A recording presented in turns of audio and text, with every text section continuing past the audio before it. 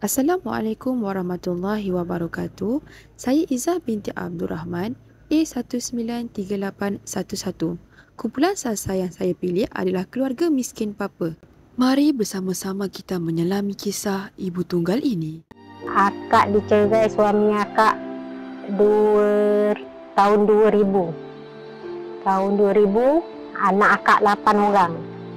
Yang tua yang pertama baru lepas SPM. Yang kecil baru 1 tahun.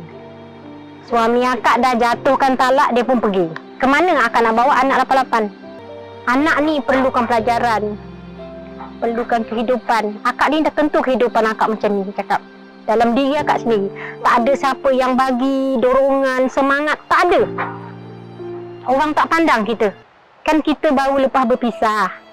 Macam mana perasaan? Hancur tau, hancur dengan anak yang ramai.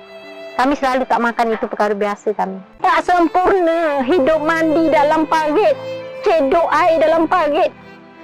Akak balik cari putu ubi, cari kangkung, cari pandan, anak menangis. Dapat susu, dia menangis. Akak pandang beras ada lagi dah 1 pot. Apa dalam fikiran akak? Akan ku bunuh anakku semua termasuk aku sendiri. Ya, mati sama-sama. Baiklah, sistem pengurusan kerja sosial saya pada hari ini akan berkait mengenai teori hierarki keperluan oleh Abraham Maslow yang dikeluarkan pada tahun 1943. Terdapat 5 tahap teori hierarki keperluan oleh Abraham Maslow, iaitu keperluan fisiologi, keperluan keselamatan, tahap yang ketiga, keperluan kasih sayang dan kepunyaan, tahap yang keempat, keperluan penghargaankan diri, dan tahap yang kelima, keperluan kesempurnaan diri. Keperluan fisiologi merujuk kepada makanan, air, udara, manakala keperluan keselamatan merujuk kepada perlindungan dari segi keselamatan daripada sebarang ancaman fizikal atau psikologikal, kestabilan kehidupan untuk hindari ketakutan dan kebimbangan. Manakala keperluan kasih sayang dan kepunyaan ditujukan melalui hubungan yang mesra dan intim dengan ahli keluarga, kawan-kawan, kekasih dan perhubungan sosial dengan kumpulan tertentu. Keperluan penghargaankan diri pula ialah apabila keperluan ini dipuaskan, individu akan lebih yakin, lebih produktif dan cekap dalam pelbagai aspek kehidupan dan ada nilai dalam kehidupannya. Yang terakhir adalah keperluan kesempurnaan diri.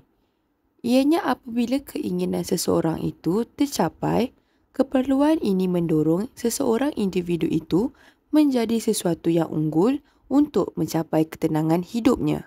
Baiklah, kita bergerak kepada sistem pengurusan kes kerja sosial, iaitu pada tahap yang pertama, penerimaan saringan.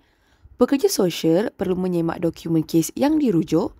Jika kes yang dirujuk bersesuaian untuk diletakkan di bawah sistem pengurusan kes, maka pekerja sosial perlulah menerima kes dan mendaftar kes serta membuka fail klien. Seterusnya, pada tahap yang kedua, penentuan situasi, teori hierarki keperluan Maslow akan digunakan sebagai rujukan, iaitu daripada segi keperluan fisiologi tidak dapat dipenuhi kerana tidak mempunyai makanan, air yang mencukupi dan keperluan lain juga tidak dianggap penting sehingga keperluan fisiologi dipenuhi.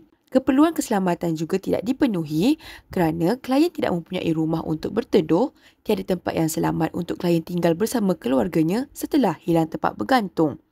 Keperluan kasih sayang dan kepunyaan juga tidak dipenuhi kerana disisihkan oleh masyarakat, tidak mempunyai support system dan tiada sumber pendapatan. Perkara ini menyebabkan klien merasakan rendah diri, tidak berdaya dan merasakan dirinya tidak mempunyai nilai. Pada tahap yang ketiga, iaitu perancangan dan intervensi, klien memerlukan bantuan zakat untuk menyara kehidupannya bersama anaknya untuk membeli makanan dan keperluan harian. Manakala bantuan beasiswa pula diperlukan untuk anak-anaknya meneruskan persekolahan. Program perumahan rakyat juga diperlukan kerana ayahnya telah menyediakan tanah namun tidak dapat membinakan rumah. Jadi, program perumahan rakyat sedikit sebanyak mampu menyediakan tempat tinggal untuk klien. Amanah Ikhtiar Malaysia pula mampu memberikan bimbingan daripada segi kemahiran, iaitu daripada aspek keusahawanan wanita.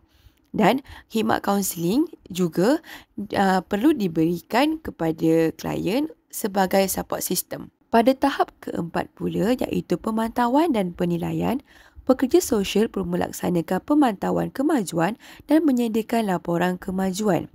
Pekerja sosial perlu mengetahui perkembangan kemahiran klien dan mengetahui laporan klien sepanjang mengadakan sesi kaunseling bersama klien.